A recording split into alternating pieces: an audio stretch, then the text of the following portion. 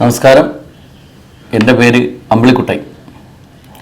ഞാൻ ഈ ഒരു വാർത്താ സമ്മേളനം വിളിച്ചത് എൻ്റെ ഒരു അനുഭവം പറയാനായിരുന്നു. ഞാനൊരു സ്റ്റണ്ട് മാസ്റ്ററാണ്.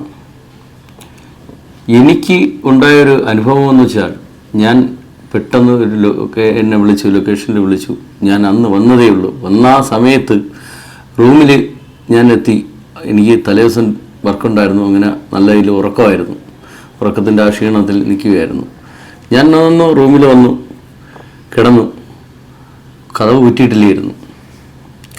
റൂമിൽ വന്ന് കിടന്ന് ശകല ഉറക്കമായി. ഒരു 12 മണിയാണ്, 12-12:15 തോന്നുന്നു.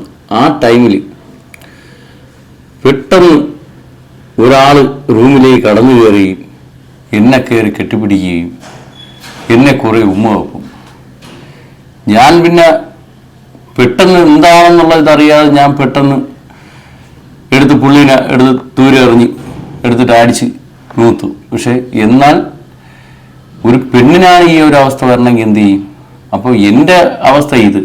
അപ്പം ഈ ബാക്കിയുള്ള നടിമാരെ സ്ഥിതി ഏതായിരിക്കും? ആണുങ്ങൾക്കുണ്ടാവുന്ന സ്ഥിതി, സ്റ്റണ്ട് മാസ്റ്ററായ എനിക്കുണ്ടായ സ്ഥിതി ഇതാണെങ്കിൽ ബാക്കിയുള്ളവരുടെ സ്ഥിതി എന്തായിരിക്കും? ഈ ഒരു അവസ്ഥയിൽ രംഗത്ത് ശരിക്കും പറഞ്ഞാൽ ആരും ഇറങ്ങാത്തതുകൊണ്ടാണ്. എന്നെപ്പോലെയുള്ള സ്റ്റണ്ട് മാസ്റ്റർക്ക് വേണം ഒരു സുരക്ഷ. അതുകൊണ്ട് നമുക്കൂടെ ഗവൺമെൻറ്റിനെ തരണമെന്ന് അഭ്യർത്ഥിച്ചുകൊണ്ട് എൻ്റെ വാർത്താ സമ്മേളനം അവസാനിക്കുന്നു. ഹലോ. ഇല്ലില്ല ഇല്ല ഞാനൊരു കാര്യം ചെയ്യും. നാളെ ഡേറ്റ്? നാളെയോ? എത്ര പേരെ? അതല്ല, ആർട്ടിസ്റ്റുകൾ എത്ര പേര് വേണം? ജൂനിയർ ആർട്ടിസ്റ്റുകൾ. ആ ആ ആ ആ ആ അപ്പോൾ എൻ്റെ ഏതൊക്കെ ഏജ് എത്ര? മെയിൽ എത്ര ഏജ്? ഓക്കെ 40. ഓ ശരി.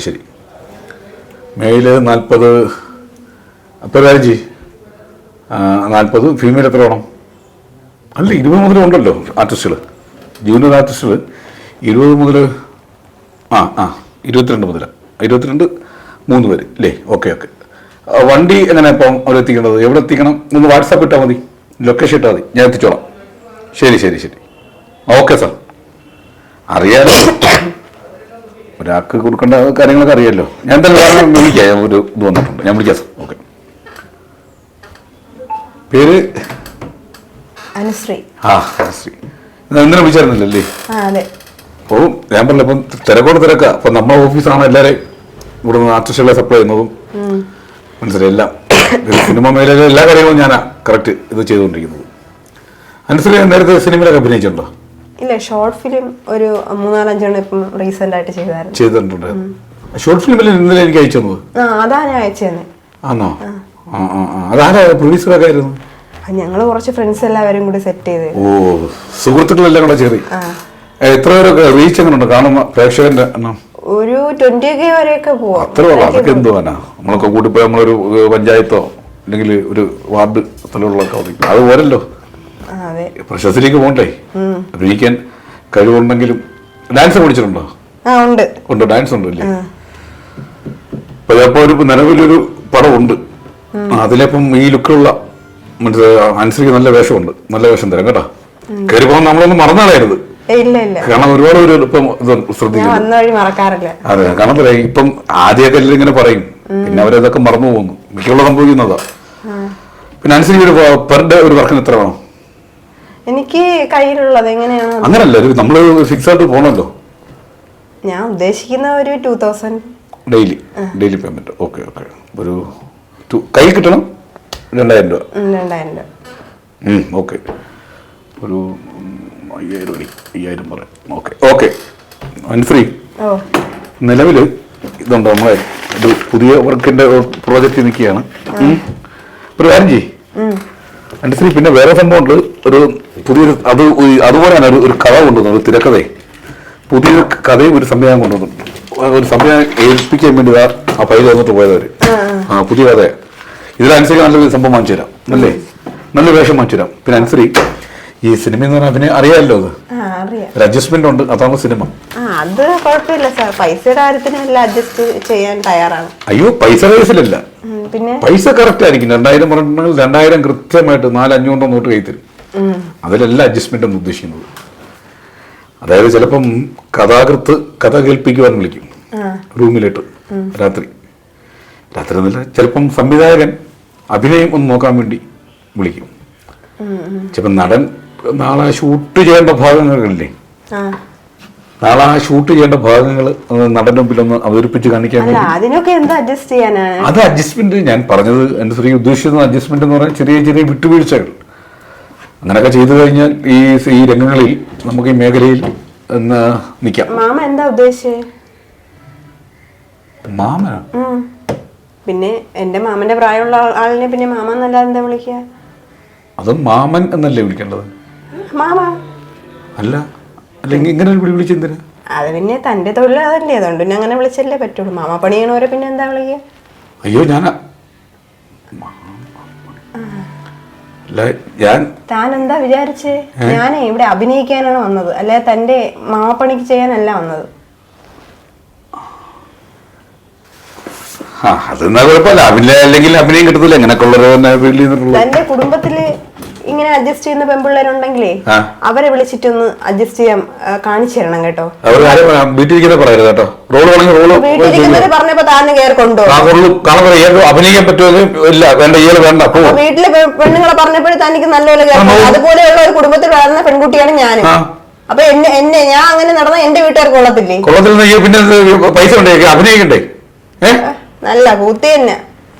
ഇത് ഒരു കാര്യം പറയും, സ്റ്റേഷനിൽ പോയി പറഞ്ഞാൽ കോടതി പറഞ്ഞു ഒരു കുഴപ്പമില്ല, ഞങ്ങളൊന്നും ചെയ്യത്തുമില്ല, ഒന്നുമില്ല. അത്രയല്ലേ ഉള്ളൂ. ഞാൻ ഇത്രയും നേരം പറഞ്ഞ കാര്യങ്ങൾ എന്റെ ഫോണിൽ ഇതേ റെക്കോർഡിംഗ് ആണ്. ഇതും കൊണ്ട് റെക്കോർഡിംഗ് ആണ്. പിന്നെ കോടതിയിൽ പോയിട്ടൊന്നും ഒന്നും ചെയ്യാൻ പറ്റത്തില്ല എന്ന് എനിക്ക് അറിയാം. കാര്യം ഇതുപോലെയുള്ള കള്ളന്മാർ ഒരുപാട് പേരുണ്ടല്ലോ ഫീൽഡിൽ. റെക്കോർഡിംഗ് ഒക്കെ ഉണ്ട് എനിക്ക്. മാമ കേട്ടോ?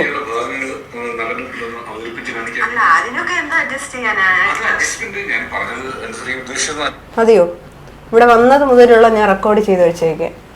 പിന്നെ തനിക്കൊക്കെ എതിരെ കേസ് കൊടുക്കാൻ പോയാലും ഒന്നും നടക്കില്ല എന്നറിയാം. താനൊക്കെ ജാമ്യം എടുത്ത് ഒരുപാട് വർഷങ്ങളായാലും പിന്നെ ആ കേസ് കൊടുത്തതായിട്ട് ഒരു തെളിവില്ലാതെ അങ്ങ് പോകുമെന്നും അറിയാം. എങ്കിലും ഇതിനു വേണ്ടി ഞങ്ങൾ കുറച്ചു പേര് ഇറങ്ങുന്നുണ്ട്. സാധാരണക്കാർക്ക് ഇതുപോലുള്ള എന്തെങ്കിലും പ്രശ്നം ഉണ്ടായ 2ന്റെ ഒന്ന് കോടതി, 5ന്റെ ഒന്ന് വധശിക്ഷ. പക്ഷെ താനൊക്കെ വലിയ സെലിബ്രിറ്റികളായോണ്ടായിരിക്കും ഇതൊക്കെ തേനിമാനി പോകുന്നത്. ഞങ്ങൾക്കതൊക്കെ മനസ്സിലാകും. ഞങ്ങളെ ജനങ്ങൾ മന്ദബുദ്ധികളൊന്നും വിഡ്ഢികളൊന്നുമല്ല. ഓക്കെ മാമ, ഇതുപോലത്തെ മാമാ പണിക്ക് നടക്കാതെ വല്ല ജോലിയും ചെയ്ത് മാന്യമായിട്ടുള്ള ജോലിയും ചെയ്ത് ജീവിക്കും. പിന്നല്ലാതെ പിന്നെ ഞാൻ മാത്രമല്ല, ഈ ഫീൽഡിൽ ഒരുപാട് പെൺപിള്ളേരുണ്ട്. ഞങ്ങൾ എല്ലാരും കൂടെ ഒരുമിച്ച് ഇറങ്ങിയാലുണ്ടല്ലോ താനൊക്കെ മുട്ടുകുത്തിപ്പിച്ച് കാണിച്ചു. അല്ലെങ്കിൽ വരുന്നില്ല, അഡ്ജസ്റ്റ് ചെയ്യാൻ പറ്റിയ തന്റെ കുടുംബത്തിലുള്ള പെണ്ണുങ്ങളെ കൊണ്ടൊന്ന് അഭിനയിപ്പീരി. വല്ല കാര്യമുണ്ടോ? എവിടെ കിടന്നൊരു പെണ്ണിനെ വിളിച്ചു വരുത്തിയിട്ട് കുടുംബക്കാരെ വരെ പറഞ്ഞത്. അല്ല, ഞാൻ എന്തിനാ ഈ കണ്ടവന്മാർക്ക് വേണ്ടി മാമപ്പണി ചെയ്യുന്നത്? അതിന്റെ കാര്യം എന്ത്? അമ്മ വിളിക്കണം പെണ്ണിനെ, അത് പറഞ്ഞ കറക്റ്റ് കാര്യമല്ലേ? പിന്നെ അല്ല ഹലോ, ഇല്ല, ഞാൻ ഈ പണിയെ നിർത്താൻ പോകുന്നേ. മാമാ പണി, പ്രൊഡക്ഷൻ കൺട്രോൾ, ആൾക്കാരെ വിളിച്ച് കൊടുക്കണം. പിന്നെ അമ്മയ്ക്ക് അഡ്ജസ്റ്റ്മെന്റ് വേണം.